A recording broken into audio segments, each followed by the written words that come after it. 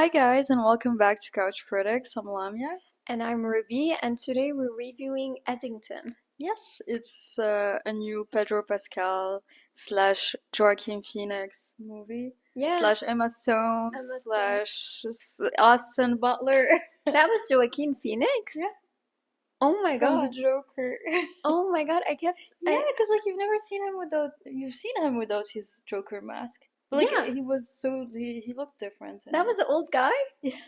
Oh my god, and I knew he was familiar. I just didn't know it was Joaquin. Obviously, I looked up the cast. And It's Joaquin Phoenix. I think he just put on a little bit of weight, so maybe this is why I didn't recognize him. Yeah. Yeah. Okay, that just changes everything. Also, every time I would talk about the movie, I'd be like, I'm gonna go watch Edinburgh. And then I got to the movie theater and I was like, please, I would like a ticket for Edinburgh. And they were like, Eddington? And I'm like, no, isn't it Edinburgh? And they were like, no, it's Eddington. And I'm like, oh, okay. So I'm just confused about this movie. Oh my god. You know, your reaction reminded me, I don't know if you saw that, but we got a comment. Someone said for our center videos, Yeah. someone was like, oh, how come you didn't recognize Michael B. Jordan as the second twin? So I feel like the same person is gonna comment today. She didn't know Joaquin Phoenix is. We reviewed this movie. Yeah. I don't know. I guess We watch too many movies. We so watch a lot of movies. That's That's understandable. I didn't see that comment though. That's funny. Yeah. So Eddington. Eddington. I'm sorry. Eddington. It's an Ari Aster movie, and I love Ari Aster. He did Hereditary, which is very traumatizing. It's this demon movie. And he did Midsummer, which is one of my favorite movies of all time. I rewatched it last week at Cinéma du Parc. They had a screen in which it was just like mind blowing. And this movie is very different from like what he usually did. It's not a horror movie. It's not about a cult. It's not about spirits, and it's about COVID. So maybe to him it's the same thing. It's horrific. Yeah. Yeah.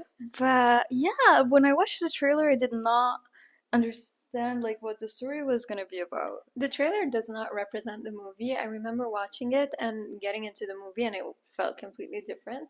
But Yeah. I still thought it was a good movie. Yeah, and the storyline, like even at some point, first half was very coherent in my opinion, and then second half, I couldn't understand what was happening anymore.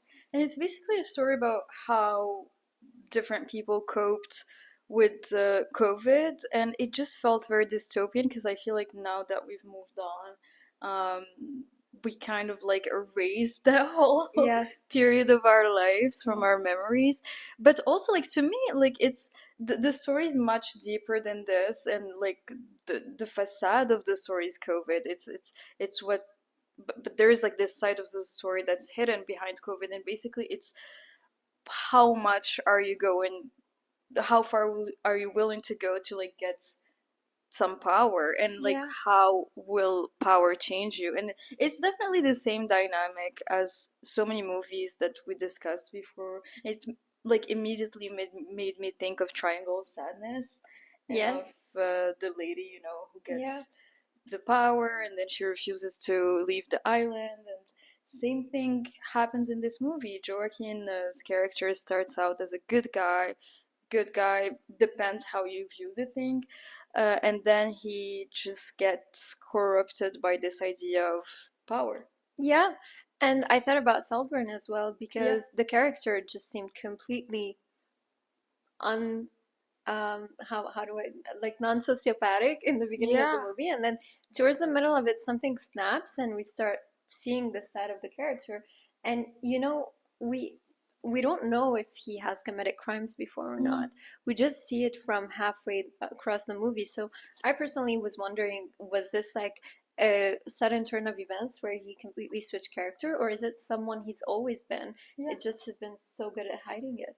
But it's really interesting because like you also wonder, like, if I was in the same position, will I act differently? Because you see so many characters in so many movies who starts out as good, and there is like this fine line that easily gets crossed at a certain point. So to me it wasn't justified. Like I just couldn't understand it. Mhm. So Yeah, because it's basically like he started out. So okay, so maybe we should talk more about it. the synopsis. Yeah. So it's as Namia mentioned, it's a movie about COVID, and it talks about it's a small town Mhm. with a sheriff and a like a mayor. The mayor is portrayed by Pedro Pascal, and the sheriff is Joaquin Phoenix's character. Yeah. And then so Joaquin Phoenix has asthma in the movie, and he just doesn't want to wear his mask. And then like everybody in the city is trying to pressure him to put a mask when he wants to go to the grocery store and everything. And so all of a sudden he decides he wants to be mayor because who is making all these rules? So we start seeing some sort of competition between his character and Pedro Mhm. Pascal. And then he also is married to the character portrayed by Emma Stone, who seems to have some mental issues. And him applying to become a mayor really triggered her because Mhm. it put her in the spotlight.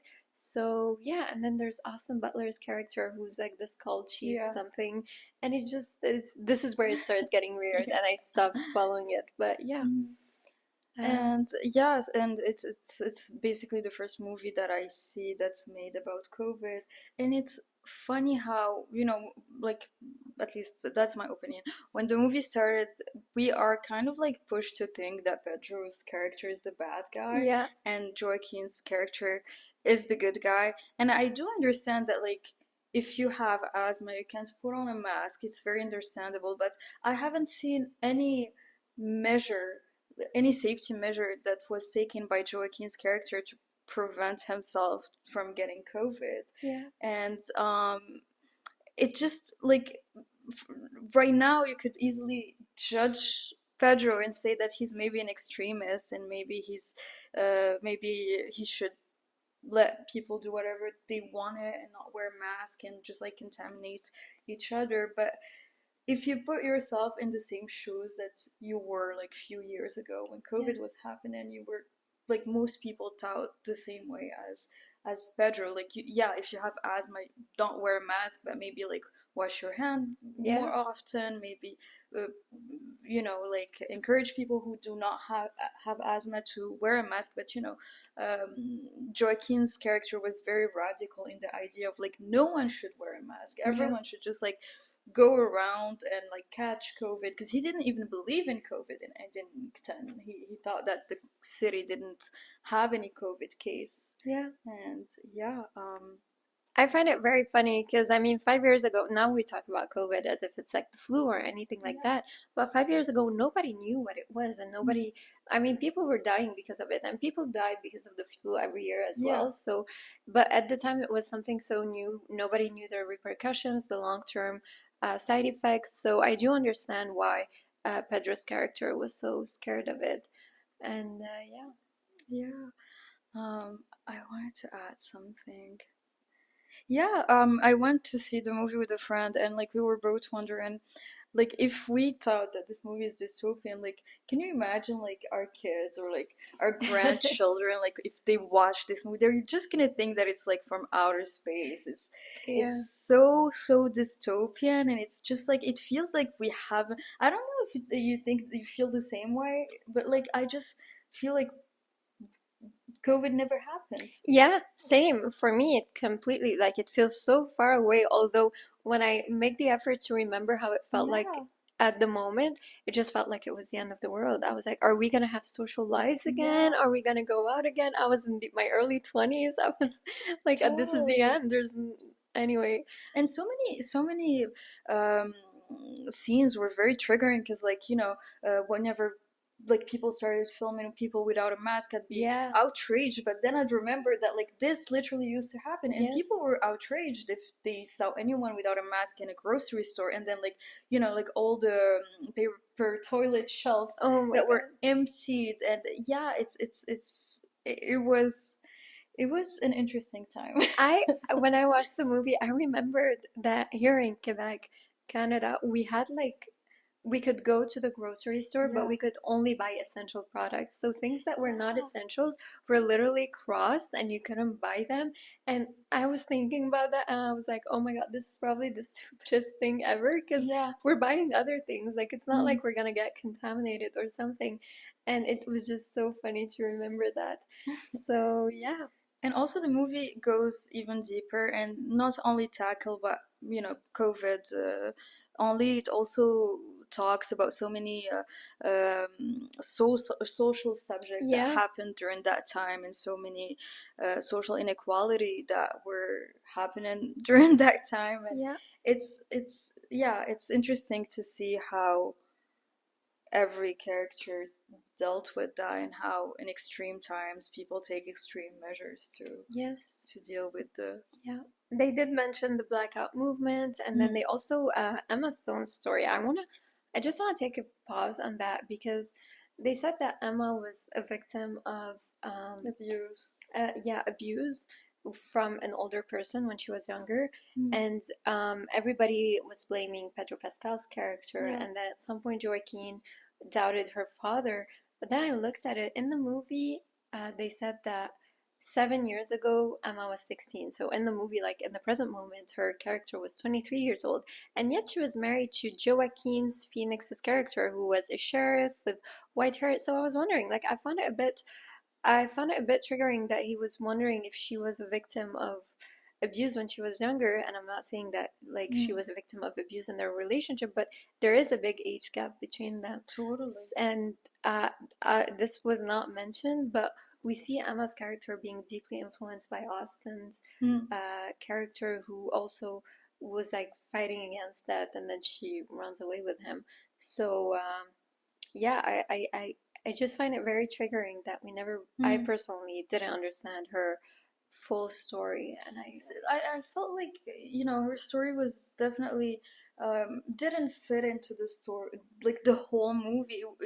It kind of like it was happening, but it was like a story on its own. Like yeah, it shouldn't have been included in the movie. It's like they had too much time, too much screen time, and they were like, yeah, let's just put it in. It's a very important story, very interesting story, but I did not see how it helped the story move forward. Like I get that's why that was triggering to Joaquin, and that's what kind of made him the bad guy, but mm, he could have been triggered in other ways. I agree, and Yeah. I also disagree. I agree that it was too much because at some point, at first, as I said, the movie felt so Mhm. coherent, and at some point, it was all over the place. But I feel like sometimes this is what happens in life. Like, so many things happen at the same time, and it's just Yeah. hard to understand, like, all the things happening at once. So I think it made sense for it to be in the movie, but I just didn't Mhm. understand it personally. Yeah, I also want to talk about the acting.